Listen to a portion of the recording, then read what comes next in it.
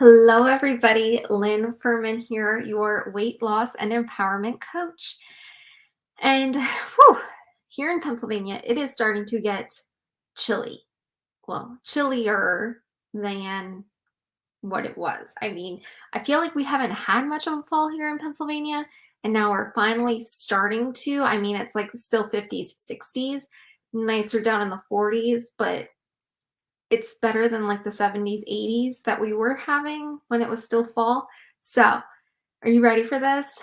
Something that I had somebody tell me the other day, and I thought, I'm going to share this and share a helpful tip because no matter what time of year it is, you still your body needs this one thing to survive, and you need to get enough of it, and that is water, right? So when it is hot out, you find that you drink a lot more water. At least I do. Like when it's hot, I drink a shit ton of water. And I am a big water fanatic. I love water. Really only drink water, coffee, and tea. That's it. So when it's not hot, people are like, I don't need to drink as much. Yes, you do. You do. So when it's cooler out, your sweat just kind of evaporates a little bit more, but you're still sweating. You're still expelling all that water. You just don't necessarily feel as drenched, right? You're not wiping your brow as much.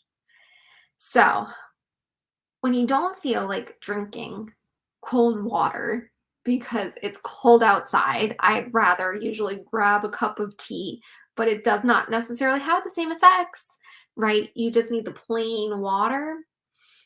What I do, and I think I've said this before, is I measure out my water goal for the day. So I always try and get a gallon of water a day. Some days I'm closer, some days I'm getting just, half of my body weight in ounces, which is what you need to stay hydrated is half of your weight in ounces. So if you are 130 pounds, okay, you would need 65 ounces of water. If you're 180 pounds, you need 90 ounces of water. Okay, that's what your body really truly needs to stay hydrated and functioning. And so everything keeps moving in your body, right? But cold water on a cold day just makes you cold and you want to be warm, right? So some days you want to just snuggle up with that hot cup of coffee and then maybe some more milk in it, maybe some hot chocolate. Guess what? It's dehydrating you more than helping you.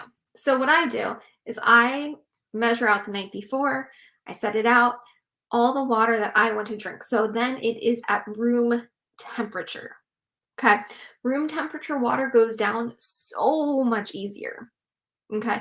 When I was a teenager and I had to get acupuncture for my neurological condition, when I went to see an acupuncturist, she actually had a thing of room temperature water. And I would see her like even in the summer. Okay. It was always room temperature because that actually helps aid in digestion, right? So it doesn't raise or lower your body temperature, it maintains it. So room temperature water is the most ideal thing you can drink during the winter to make sure that you stay hydrated, make sure that your body stays functioning, because you will not lose weight if you are not drinking water. I hate saying it, but it's true. Your body just won't function the way it needs to. So you need to make sure you are drinking that water and room temperature water. If you need to, buy a gallon on Amazon. They're like, you can easily get them for under 20 bucks. You reuse it day in and day out. Get one of those. I have a bunch of these blender bottles that I use, and then I have a big 64 ouncer that I just use to refill them. Or just have one of those plastic pitchers and use that. But have it at room temperature, you're more likely to be able to drink more throughout the day. It won't mess with making you any colder because cold water on a cold day will make you colder. Just does. So I just wanted to share that helpful tip with you guys because I know with the weather changing, at least here in Pennsylvania, it's starting to get a little cooler. I know one of my friends who lives out in the Midwest already has some snow. I wanted to share that tip with you. All right.